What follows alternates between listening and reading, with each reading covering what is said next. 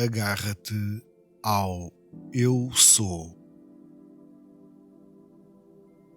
Você está sempre contente ou triste? Conhece a alegria e a tristeza?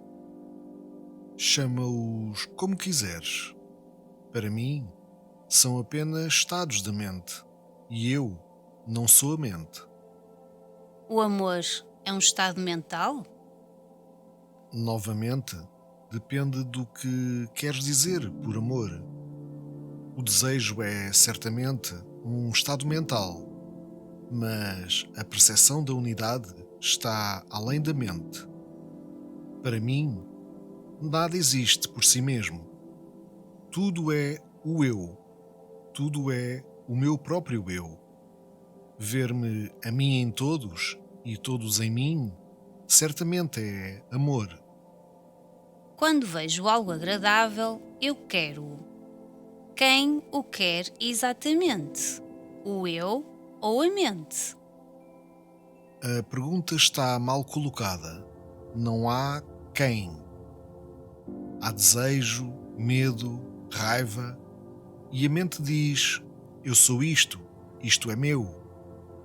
Não há nada que possa ser denominado eu ou meu. O desejo é um estado da mente, percebido e nomeado pela mente. Sem a mente que percebe e nomeia, onde está o desejo? Mas há um perceber sem nomear? Certamente, o nomear não pode ir além da mente, enquanto o perceber é a própria consciência. Quando alguém morre, o que acontece exatamente? Nada acontece. Algo se torna nada. Nada era. Nada permanece. Há seguramente alguma diferença entre o vivo e o morto. Você fala do vivo como morto e do morto como vivo. Por que te preocupas com a morte de uma pessoa e não te preocupas com a de milhões que morrem a cada dia? Universos inteiros estão a implodir e a explodir a todo momento. Será que devo chorar por eles? Uma coisa é muito clara para mim: tudo o que existe, vive e se move tem a sua existência na consciência. E eu estou dentro e fora da consciência. Estou nela como a testemunha e estou além como ser. Com certeza que você se preocupa quando seu filho adoece. Não é assim? Não fico atrapalhado, simplesmente faço o necessário. Não me preocupo sobre o futuro. Na minha natureza há uma resposta correta a cada situação. Não paro para pensar o que fazer. Atuo e sigo adiante. Os resultados não me afetam. Nem sequer me importa se são bons ou maus. Quaisquer que sejam, assim o são. Se voltarem a mim, lidarei com eles, novamente. Ou de preferência, acontece lidar com eles, novamente. Não existe intenção deliberada em fazer qualquer coisa. As coisas acontecem como elas acontecem. Não porque as faço acontecer, mas é porque eu sou que elas acontecem. Na realidade, nunca acontece nada. Quando a mente estiver inquieta, fará com que Shiva dance, como as águas inquietas de um lago fazem a lua dançar. Tudo é aparência, devido a ideias erradas. Não há dúvida de que você é consciente de muitas coisas e se comporta de acordo com a sua natureza.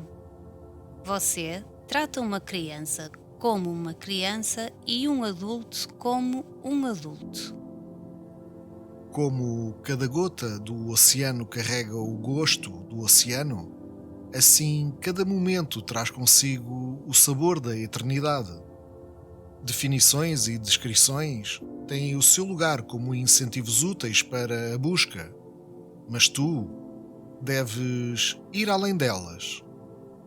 Dentro daquilo que é indefinível e indescritível, exceto em termos negativos.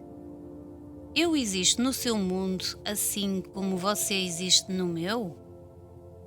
Certamente, tu és e eu sou, mas apenas como pontos na consciência. Não somos nada à parte da consciência. Isto deve ser bem entendido. O mundo pende do fio da consciência. Sem consciência, não há mundo. Existem muitos pontos na consciência. Há assim tantos mundos? Toma o sonhar como exemplo. Num hospital pode haver muitos pacientes, todos adormecidos, todos a sonhar. Cada um a sonhar o seu sonho pessoal, privado, independente, não afetado, tendo um só fator em comum: a doença.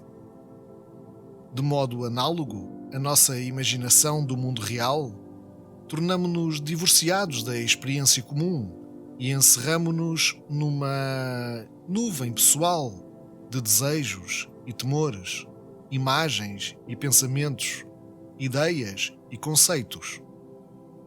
Isso eu consigo entender. Mas qual poderia ser a causa desta tremenda variedade de mundos pessoais? A variedade não é tão grande. Todos os sonhos sobrepõem-se a um mundo em comum. Até certo ponto, formam-se e influenciam-se uns aos outros. A unidade básica opera, apesar de todos. Na raiz de tudo isto está o esquecimento de si mesmo, não saber quem eu sou. Para se esquecer, deve-se anteriormente saber. Eu sei quem eu sou antes de esquecê-lo? Claro que sim. O autoesquecimento é inerente ao autoconhecimento. A consciência e a inconsciência são dois aspectos de uma vida. Eles coexistem. Para conhecer o mundo, tu esqueces o ser. Para conhecer o ser, tu esqueces o mundo. O que é o mundo depois de tudo? Apenas uma coleção de recordações. Agarra-te a algo importante, segura-te ao eu sou e deixa tudo o resto. Isso é sadhana. Na percepção, não há nada a que te agarrares, nem nada a esquecer. Tudo é conhecido, nada é lembrado. Qual é a causa do esquecimento de si mesmo? Não há causa nenhuma, porque não há esquecimento. Os estados mentais sucedem-se uns aos outros e cada um apaga o anterior. Lembrar-se de si mesmo é um estado mental e o esquecimento de si mesmo é outro. Alternam-se como o dia e a noite. A realidade está além de ambos. Seguramente deve existir alguma diferença entre esquecer e não saber. O não saber não necessita de causa. O esquecimento pressupõe um conhecimento prévio e também a tendência ou capacidade de esquecer. Admito que não posso investigar a razão do não saber, mas o esquecimento deve ter algum fundamento. Não existe tal coisa como não saber. Apenas existe esquecimento. O que está de errado em esquecer? Esquecer é tão simples quanto recordar. Mas não é uma calamidade esquecer-se de si mesmo? É tão mau como lembrar de si mesmo continuamente. Há um estado além do esquecimento e do não esquecimento, que é o estado natural. Lembrar, esquecer, são todos estados mentais limitados pelo pensamento, limitados pela palavra. Toma, por exemplo, a ideia de teres nascido. Disseram que eu nasci e eu não me lembro. Dizem-me que devo morrer e não espero isso. Tu dizes-me que esqueci ou que me falta a imaginação, mas eu simplesmente não posso lembrar-me do que nunca aconteceu, nem esperar o claramente impossível. Os corpos nascem e os corpos morrem. Mas o que é isso para mim? Os corpos vão e vêm na consciência, e a própria consciência tem as suas raízes em mim. Eu sou a vida. A mente e o corpo são meus. Você diz que na raiz do mundo está o esquecimento de si mesmo. Para esquecer, devo recordar. O que esqueci para me lembrar? Eu não esqueci que eu sou. Este eu sou também pode ser parte da ilusão. Como pode ser? Você não pode provar-me que eu não sou. Mesmo convencida de que não sou, eu sou. A realidade não pode ser provada nem desmentida. Dentro da mente, tu não podes, mas além da mente, tu não necessitas. No real, a pergunta o que é real não surge. O manifestado e o imanifesto não são diferentes. Neste caso, tudo é real. Eu sou tudo. Como eu mesmo, tudo é real. Separado de mim, nada é real. Eu não sinto que o mundo seja o resultado de um erro. Tu só podes dizer isso só depois de uma investigação total, não antes. Seguramente, quando tu discernires e abandonares tudo o que for falso, o que permanece será real. E aí algo permanece? Permanece o real, mas não te deixes enganar pelas palavras. Desde tempos imemoriais, durante inumeráveis nascimentos, eu construo, melhoro e embelezo o meu mundo. Não é nem perfeito nem irreal. É um processo. Tu estás equivocada. O mundo não tem nenhuma existência separada de ti. Em cada instante é apenas um reflexo de ti mesma. Tu o crias e tu o destróis. E volto a construir de novo, melhorado. Para o melhorar, deves desmenti-lo. Deve-se morrer para viver. Não há renascer, exceto através da morte. O seu universo pode ser perfeito, mas o meu universo pessoal está a melhorar. O teu universo pessoal não existe por si mesmo. É meramente uma visão distorcida e limitada do real. O que necessitas melhorar não é o universo, mas sim a tua forma de olhar para ele.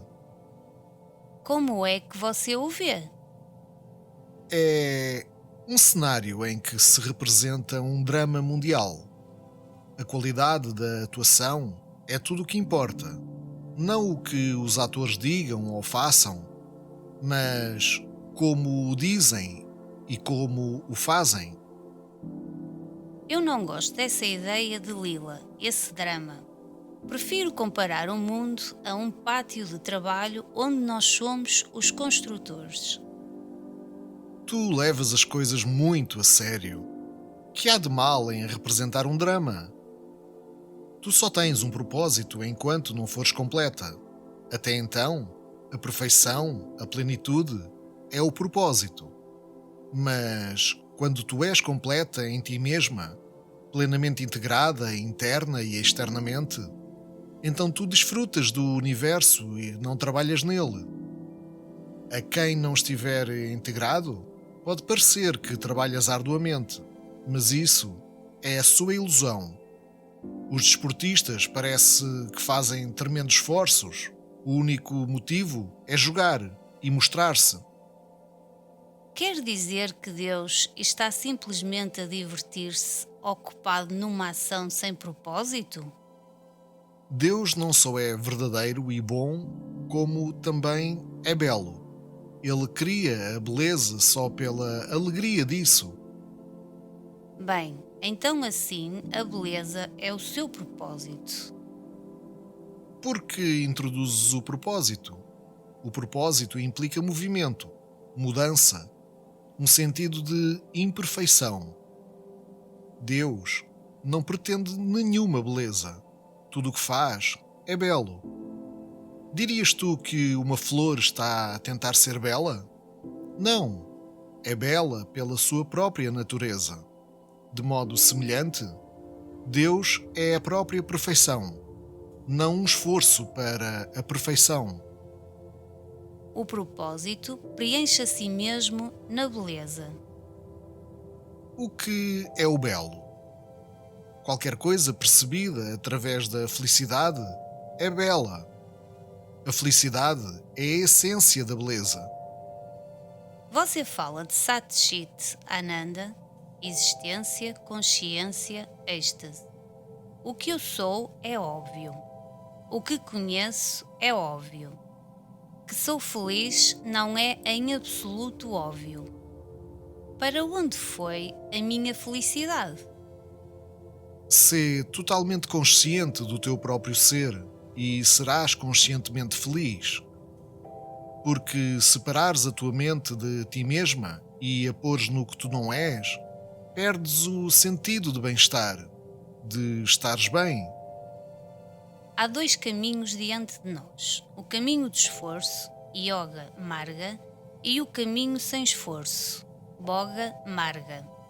Ambos levam à mesma meta, a libertação. Por que chamas boga um caminho? E como pode o não esforço levar alguém à perfeição? O perfeito renunciante yogi encontrará a realidade. O perfeito apreciador, Bogi, também chegará a ela. Como pode ser isso? Não são contraditórios? Os extremos encontram-se. Ser um perfeito Bogi é mais difícil do que ser um perfeito yogi. Eu sou uma mulher humilde e não posso aventurar-me a juízos de valor. Ambos, o yogi e o bogi, afinal de contas, estão interessados na busca da felicidade. O yogi a quer permanentemente. O bogi está satisfeito com o intermitente. Às vezes, o bogi luta mais duramente que o yogi. De que vale a felicidade quando se tem que lutar e trabalhar por ela? A verdadeira felicidade é espontânea e sem esforço. Todos os seres procuram a felicidade. Só diferem nos meios. Alguns procuram-na dentro e são chamados yogis. Outros procuram-na fora e são condenados como bogis. Mas eles necessitam um do outro. O prazer e a dor alternam-se.